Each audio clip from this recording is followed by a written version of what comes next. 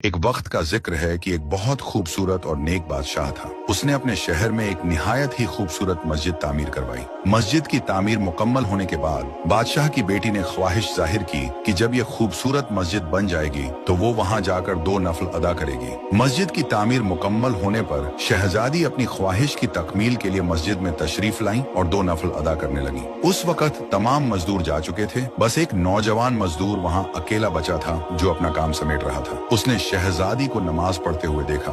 شہزادی کے سجدوں کا وہ منظر اسے بے حد خوبصورت لگا اور اس کے دل پر گہرا اثر چھوڑ گیا۔ کام ختم کرنے کے بعد وہ مزدور گھر لوٹا، لیکن شہزادی کے نماز پڑھنے کا منظر اس کی آنکھوں سے ہٹ ہی نہیں رہا تھا۔ اس نے اپنی ماں کو سارا حال سنایا اور کہا، میں شہزادی سے شادی کرنا چاہتا ہوں، آپ براہ کرم بادشاہ کے پاس میرا رشتہ لے کر جائیں۔ ماں نے بیٹے کو بہت سمجھایا کہ ہم ایک عام مزدور ہیں اور وہ بادشاہ کی بیٹی، ہمارا کوئی میل نہیں، لیکن اس نوجوان پر جیسے جنون سوار ہو گیا تھا۔ وہ دن رات اسی سوچ میں غرق رہتا، نہ کھانا کھاتا نہ کام کرتا۔ اس کی حالت دن بدن بگڑتی چلی گئی، یہاں تک کہ وہ مرنے کے قریب ہو گیا۔ بیٹے کی یہ حالت دیکھ کر ماں بہت پریشان ہوئی اور مجبوراً بادشاہ کے پاس پہنچی۔ اس نے بادشاہ کو اپنے بیٹے کی ساری کہانی سنائی۔ بادشاہ نے بڑے تحمل سے اس کی بات سنی اور کہا، اگر آپ کا بیٹا 40 راتیں مسجد میں تمام لوگوں کے جانے کے بعد قیام کرے تو میں اس کی شادی اپنی بیٹی سے کر دوں گا۔ بادشاہ نے یہ بھی کہا کہ اس کی نگرانی کی جائے گی اور اگر وہ ایک رات بھی نہ آیا تو یہ رشتہ نہیں ہو پائے گا۔ ماں نے گھر آ کر بیٹے کو بادشاہ کی شرط بتائی۔ وہ نوجوان فوراً تیار ہو گیا۔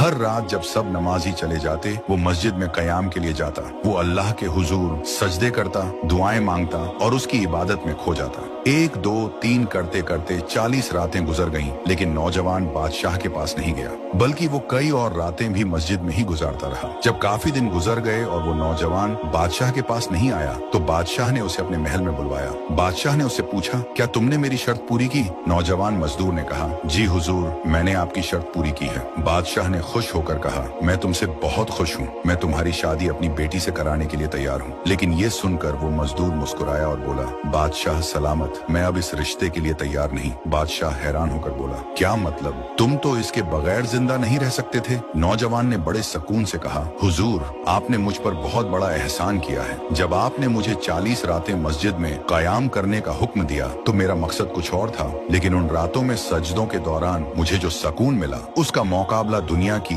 کسی بھی شے سے نہیں کیا جا سکتا۔ مجھے سمجھ آ گیا کہ میری محبت آپ کی بیٹی سے نہیں بلکہ اس منظر سے تھی جہاں وہ اپنے رب کے حضور سجدہ ریچ تھی، اور اب جو مجھے مل گیا ہے وہ سب سے بڑھ کر ہے۔ یہ کہہ کر وہ نوجوان سکون اور اطمینان کے ساتھ واپس چلا گیا۔